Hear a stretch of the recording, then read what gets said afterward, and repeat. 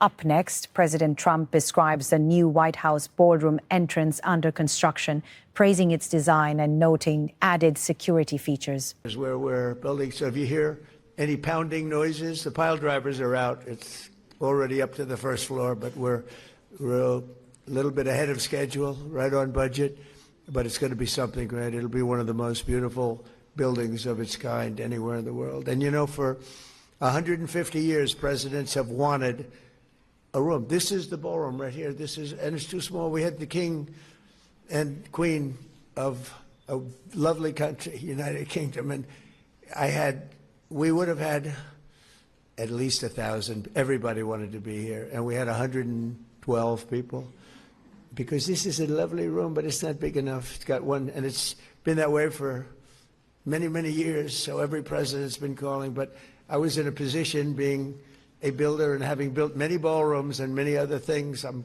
good at ballrooms, and we're giving you I believe it's the best. It'll be the best ever built, and it will have windows that are thicker than any ballroom I've ever built. I usually have glass that's about 1/4 of an inch thick. This is about 6 inches thick. This can repel a lot of different weapons. But it's going to be incredible. It's going to be, aside from being secure, it's going to be I think it's going to be the most beautiful ballroom ever built. And it's something that the White House has needed, that presidents have needed. And it's an honor to be involved. And it really has become very popular. When people see the design, they really like it. And it's been great, gotten some great reviews. Also, with us is Secretary of Education Linda McMahon, my friend, who's done such a fantastic job wherever you are, Linda. Oh, hi, Linda. She's great. What a job. Along with Jennifer Hegseth. Jennifer? Hi, Jennifer. He's doing some job, I'll tell you. He's doing a job. You know, he stood up. He was the only one. He was standing up in the ballroom the other day in the event, the White House. They call it the White House dinner. You know, they were saying, can you use, well, when you use that term, I guess you probably can use. He also offers congratulatory remarks about Melania and the first family, tying their work to the event and celebrating their role in the evening's success. But we had a little dinner the other night, and your husband was standing on the top of a table. Everyone else was under the table. So that's what we want of our Secretary of War, right? We want somebody, but he was standing on top of the table. Everyone else was under the damn table. Anyway, he's doing a fantastic job. He and the general, those are great news conferences. We like them. They work very well together, I can tell you. The wife of Pete Hegseth, and say hello to Pete. Michelle Ratcliffe. Michelle? Where is Michelle? I think she's here someplace. Michelle. And the wife of CIA Director John Ratcliffe, and Jackie Emmer. Jackie, you are so great. Jack, I know Jackie well because her husband and I, we didn't know each other. We fought. You know, in politics you can fight. And then when we got to know each other, we love each other, right? But she always liked Trump. And she convinced her husband, who's a big power in the House, she convinced her husband that Trump was much better than he thought. And I remember you. I like you. Now I really like him. He's an incredible. But I like you more, and I'm always, because you were there long before him, right? But Jackie, you're great. I appreciate it. Thank you very much. And as you know, Tom Emmer is the House Majority Whip, and he's a fantastic person, real leader. Comes from an interesting place, a place that's under investigation by our great Vice President. They're finding a lot. And Tom Emmer was one of the biggest complainers about what was going on in Minnesota and lots of other places. I also want to say a special thank you to the many moms among our fantastic military aides and social aides who support us here at the White House. They've been incredible. All of you have been so incredible. And I want to thank you very much for being with us today. It's beautiful.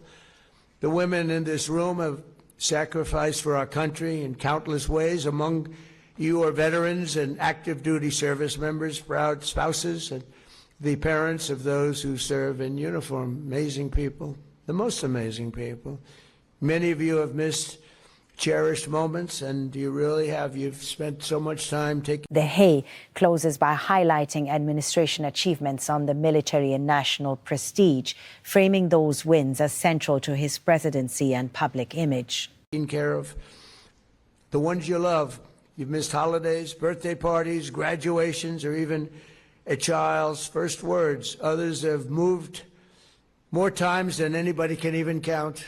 And I don't know if you love doing it or not, but you get very good at it. You have the way, you know the way to do it.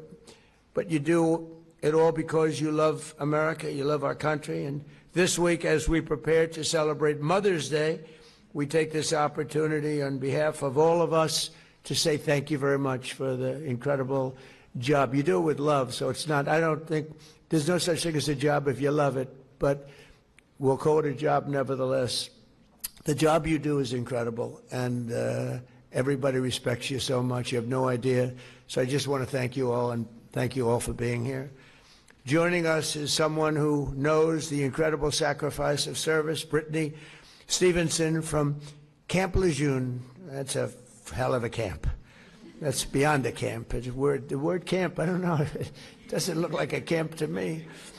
Her parents were both Marines, and in 1983, her dad survived the Marine barracks bombing in Beirut. We talk about that even to this day. That was something. Brittany loved the Marines so much that she married a Marine herself, and the love of her life. Taylor, over 15 years, her family has moved 10 homes, 10 different homes, and been assigned to 6 duty stations from all over the world. And now her daughter, Ava, is part of the Marine Corps Junior ROTC program and wants to become a Marine as well. So, Brittany, your family is a definition of Semper Fi and always faithful. And I want to thank you. Where are you? Where are you? Please stand up. Would you like to come up and say, come here, Brittany. Come here.